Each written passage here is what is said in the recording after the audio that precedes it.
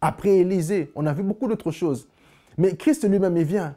Il fait des choses encore beaucoup plus invraisemblables. Il marche sur les eaux. Un homme qui, avec la force, avec le poids qui est le sien, arrive à marcher sur les eaux, c'était des choses complètement invraisemblables. Après tout ce ministère, on va juste dans le livre de Jacques, au chapitre 5, verset 17, où on dit que Élie, cet homme-là dont je viens de parler au commencement, était un homme de la même nature que nous. Pour nous dire que, mon frère, ma soeur, nous avons aujourd'hui la possibilité de changer l'environnement autour de nous. Lorsque l'on comprend que nous sommes effectivement bénis de toute bénédiction spirituelle dans le lieu céleste, qu'il y a en nous l'autorité de gérer non seulement le monde visible, mais aussi le monde invisible. Et les choses telles qu'elles étaient décrites auparavant, avant le XVIIe siècle, les choses telles qu'elles étaient décrites auparavant, où on a voulu rire de nous, couvrir de ridicule l'Église, couvrir de ridicule la foi chrétienne, ces choses-là ne sont plus du tout notre partage. Aujourd'hui, en fait, on a l'autorité, on a la certitude de comprendre que les choses ont véritablement changé. Pourquoi est-ce que ce message est important aujourd'hui à comprendre? Pour la simple raison que la foi que tu as aujourd'hui en ton Dieu, au travers de son Fils unique, Jésus-Christ, est une foi qui a de l'impact par rapport à ton avenir. Cette foi n'est pas quelque chose à prendre à la légère. Cette foi peut faire que les montagnes autour de toi puissent en effet disparaître. Cette foi est la chose que tu dois prendre dans le combat de ta vie. Cette foi, c'est la pierre que tu dois prendre devant les Goliaths de ta vie. Cette foi est quelque chose que tu dois vraiment chérir plus que tout. Parce que c'est la chose qui permet que tu puisses alors gérer le monde autour de toi et alors gérer et vivre autour de toi, vivre ta vie en tant que véritable fils et fille de Dieu. Mon frère, ma soeur, lorsque Moïse rencontre Dieu, pendant qu'il était en train de faire paître les brebis de son beau-père, Jéthro, Dieu lui demande, qu'est-ce que tu as entre les mains? Moïse dit, une verge. Dieu lui fait comprendre par la suite que cette verge avait beaucoup plus de puissance que ce qu'il pensait. Dieu l'envoie vers l'Égypte. Moïse essaie un peu de discuter avec Dieu pour lui faire comprendre que les moyens dont ils ont à leur disposition au niveau de l'Égypte, non seulement financiers, comme on l'a vu la semaine passée, mais aussi les moyens spirituels qui sont au niveau de l'Égypte, sont tels que je ne me sens pas en mesure de pouvoir rentrer auprès de Pharaon et lui parler en tout cas d'égal à égal. Au niveau des finances, on sait évidemment que l'Égypte était devenue un centre financier très important. Mais aussi au niveau spirituel, qu'est-ce que c'était? Aujourd'hui, on sait que les sciences occultes qui existaient alors au niveau de l'Égypte en ce temps-là, avait pris l'art de la divination de Joseph et l'avait amené à un niveau très élevé. La preuve, lorsque Moïse va vers Pharaon avec sa verge et qu'il fait transformer sa verge en serpent, les conseillers autour de Pharaon n'étaient pas du tout éblouis, n'étaient pas du tout ébahis par cela parce qu'ils avaient la même capacité de faire ce genre de miracle.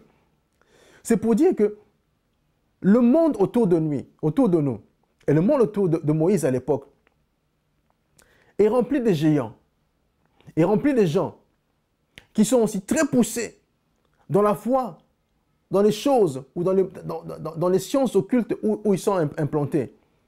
Et pour pouvoir arriver à mener au bout, à mener jusqu'au bout les projets, les visions que Dieu nous donne, la seule position possible pour un enfant de Dieu, c'est celle de comprendre que devant Dieu, on est non seulement béni, mais aussi devant Dieu.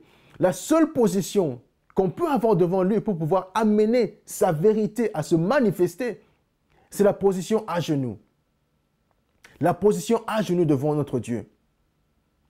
Qui fera en fait que les choses qui ont pu prendre une vitesse supérieure à celle de la vitesse la lumière, année de lumière plutôt, pourrait alors se manifester dans ta vie beaucoup plus facilement et beaucoup plus rapidement qu'on pourrait l'imaginer. 2010 est une grande année. 2010 est une grande année pour beaucoup d'entre nous. Mais pour pouvoir naviguer avec succès et voir la main de Dieu au-dessus de nous, la seule chose que je pourrais dire en ce début d'année, c'est de comprendre que les géants qui sont autour de toi, demandent à ce que tu puisses connaître véritablement comment te battre avec eux. Te battre avec eux comme tu te battais l'année passée, c'est-à-dire en travaillant comme un fou, en empruntant de l'argent comme un fou, en dormant très peu comme tu le faisais l'année passée. Ce n'est pas ça la solution. La solution cette année-ci, c'est de comprendre que si Élie est un homme de la même nature que toi, les choses qu'il a pu faire, tu peux aussi le faire. Mais sois simplement bien établi dans ta foi. Marche à genoux devant Dieu. Connais sa parole. Sois implanté dans sa parole. Et sache que le monde invisible autour de toi n'attend que tu puisses parler afin qu'au contact de ta parole, il puisse manifester ce que tu veux voir s'accomplir devant toi. Mon frère, ma soeur, de Toronto, c'était Dimitri Boéa, ton serviteur qui aime prendre le temps de partager avec toi chaque semaine. Le serviteur de Dieu que Dieu a placé devant toi au travers de l'Internet pour parler devant toi chaque semaine.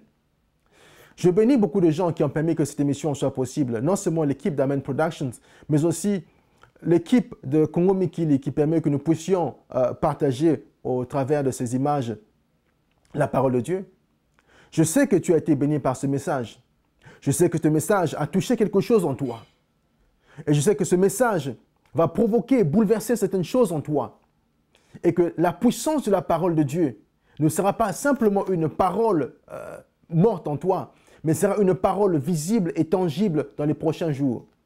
Et que la position dans laquelle tu te trouveras dans les prochains jours ne sera pas une position de faiblesse, mais une position d'un homme qui est véritablement affermi dans sa foi, à genoux devant son Dieu et dans l'assurance que les paroles qui sortiront de sa bouche vont apporter les fruits qu'il entend voir dans sa vie.